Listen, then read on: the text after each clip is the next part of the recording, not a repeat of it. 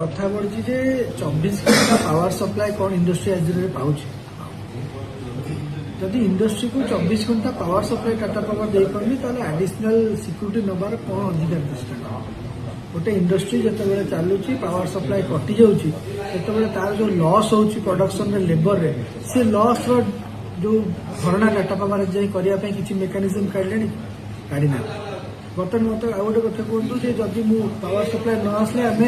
DG लगौचु generator तेल पकाउछु गोटे DG operator रखुचु तार एवं ईडी सरकार को दौचु तार जो खर्च से खर्च बिहेव करने टाटा पावर कौन अधिकार नहीं किसी हस्तक्षेप कर पैसा देते आज दिन में सारा ओडिशा रे इंडस्ट्री गोटे मेजर प्रॉब्लम होची पावर सप्लाई आपण एते प्लास्टिक इंडस्ट्री ओडिशा रे बंद हो जाए तार हिसाब नहीं केते एग्जांपल आम दे पारिबो जो इंडस्ट्री माने मास को लक्ष लक्ष टंकार मिनिमम डिमांड चार्ज देला परे मध्य से माने पाखे 24 घंटार